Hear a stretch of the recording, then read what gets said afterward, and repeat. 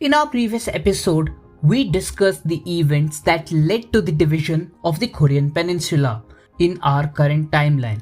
If you haven't yet heard the previous episode, I suggest you listen to that before you listen to this one. A vast portion of the previous episode was based around the technically still ongoing Korean War, which started on 25th of June 1950. While many believe that the war was meant to be an eventual defeat for the North Koreans, a vast majority of the historians and alternate history buffs like you and me, and I know that's why you're here, still ponder over the likely success of the Korean War.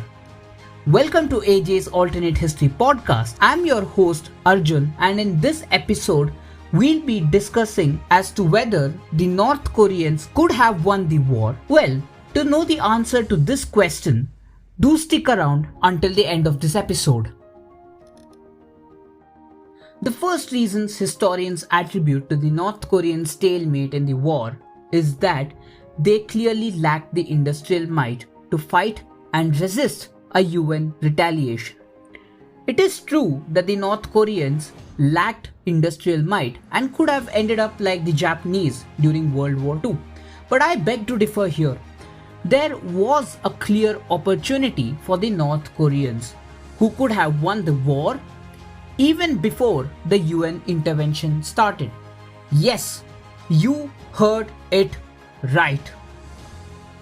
To the surprise of many, it was not because of faulty intelligence of the North Koreans or the Soviets who advised them, but failed Soviet diplomacy that led to North Korean stalemate. Feeling confused? Don't worry, I'll explain. Many believe that the North Korean invasion was repealed because of poor intelligence handed out to them by the Soviet Union. In reality, North Korean intelligence did a commendable job preparing its forces for what it had exactly planned: a sudden blitzkrieg across the 38th parallel to take over the South as soon as the Americans left. The North Korean leadership knew exactly what they wanted and prepared for it. They knew for a fact that the South Korean armed forces could be overrun successfully if they had somewhere around 70,000 to 100,000 strong infantry, around 275 T-34-85 tanks, around 200 artillery guns, and around 150 aircraft strong invasion force.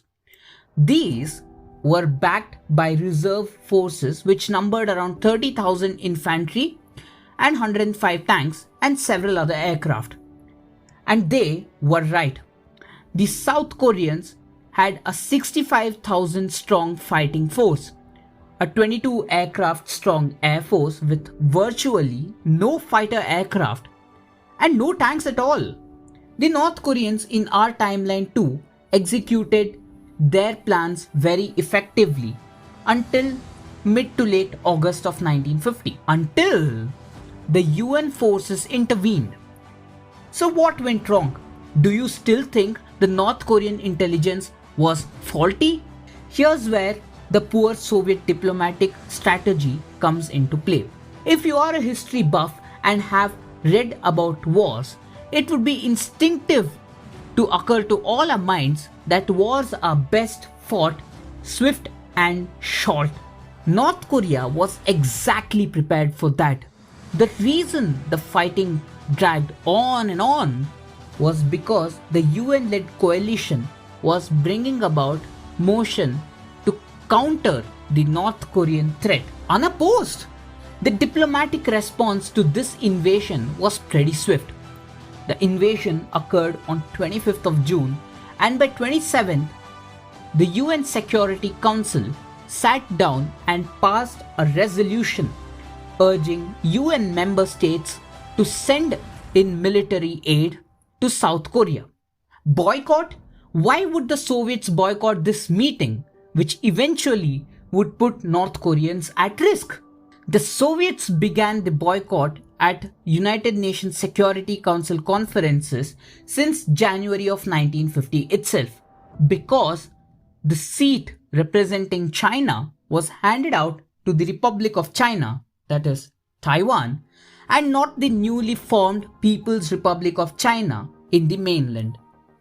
Had the Soviets not made such a blunder, the UN response would have been vetoed and the North Korean invasion would have been a success in the first attempt itself.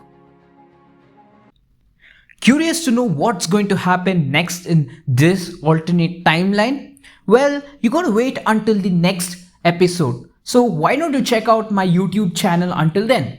Don't forget to like, comment, share and subscribe to AJ's Alternate History podcast on YouTube and its content. And also don't forget to check out our Spotify channel as well. Yes, we are also there on Spotify. So until the next episode, this is your friendly historian Arjun signing off. Bye bye.